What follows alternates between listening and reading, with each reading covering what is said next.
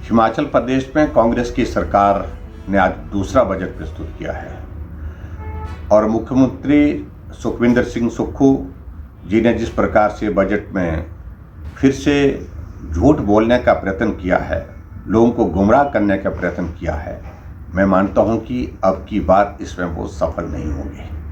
देखिए, झूठ बोलने की ये सारी बातें बार बार इस प्रकार से करना, लोगों का भरोसा टूट चुका है। लोग विश्वास नहीं करेंगे, भरोसा नहीं करेंगे।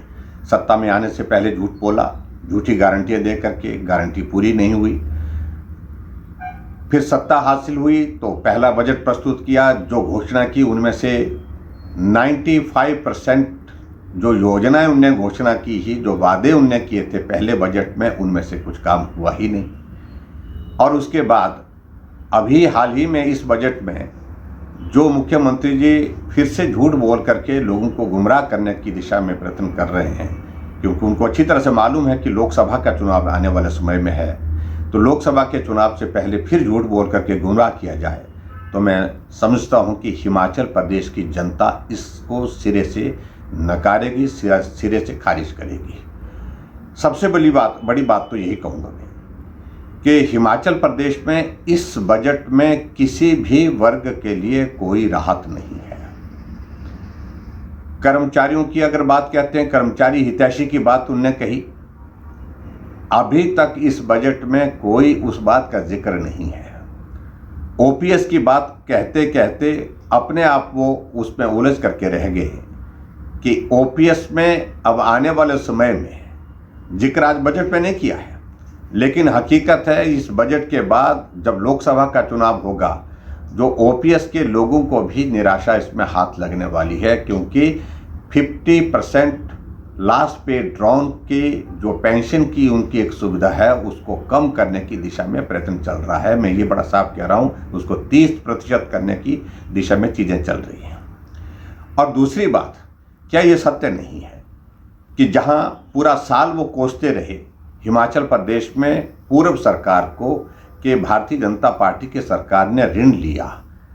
आपने तो हिमाचल प्रदेश में ऋण इस कदर लिया कि तमाम रिकॉर्ड तोड़ दिए। 14 महीने में 14,000 करोड़ रुपए का ऋण लिया, जिसको खुद उन्होंने आज स्वीकार किया अपने बजट में, अपने बजट स्पीच में भी। इसके अलावा आगे बढ़ करके हम इस बात को अगर देखें, आज आप बहुत ज़्यादा कह रहे हैं कि एमएसपी हम आपने दूध के लिए सुनिश्चित कर दी।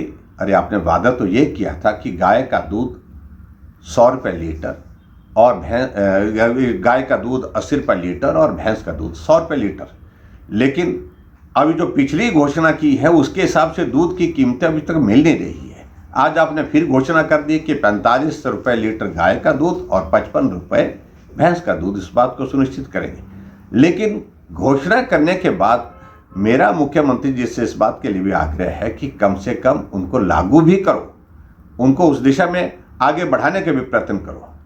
आपने हिमाचल प्रदेश में हजारों संस्थान चले हुए, खुले हुए संस्थान बंद किए हैं, उसके लिए कोई आपने जिक्र नहीं किया। आपने हिमाचल प्रदेश में इस बात के बारे में कोई जिक्र नहीं किया कि आपने रेवेन्यू जनरेट करने के रास्ते क्या होंगे। अब बातें तो कह रहे हैं आपकी, हमारा एक्साइज पॉलिसी के अंतर्गत हमारे हिमाचल प्रदेश में बहुत बड़ा इंक्रीज आ रहा है, लेकिन हकीकत क्या है, 10 और 11% की ग्रोथ तो हर साल पहले भी आती थी, अब की बार वो 12% तक आ गई है, 12% से ऊपर जा नहीं रही है। और ऐसी सूरत में लोगों को फिर झूठ बोलने की बात कर रहे हैं, तो मैं समझता हूँ कि ये उचित नहीं होगा।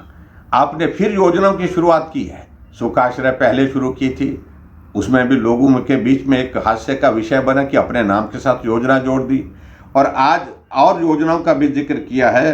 अब लोगों को गुमराह करना चाहिए, लोगों को फिर से उस प्रकार से जिस प्रकार से आप सफल हो गए पहली बार हिमाचल प्रदेश में, पिछली बार झूठी गारंटी दे करके सरकार बनाने में, लेकिन मैं ये कहता हूँ कि भरोसा टूट चुका है, विश्वास टूट चुका है। अब बार बार झूठ बोल करके आप लोगों का विश्वास नहीं जीत सकते हैं। अब के बार आपको सारी चीज़ को लेकर के ये झेलना पड़ेगा। और मैं दूसरी बात इसके साथ ये भी कहना चाहता हूँ कि हिमाचल प्रदेश में इस बजट में गरीब लोगों के लिए क्या राहत दी आपने हिमाचल प्रदेश में एक बात का जिक्र किया है। आपने जिक्र किया कि हमने आपदा में बहुत बड़ा पैकेज दिया जो देश में किसी राज्य में नहीं। मात्र घोषणा करने से पैकेज की बात पूरी होती है क्या?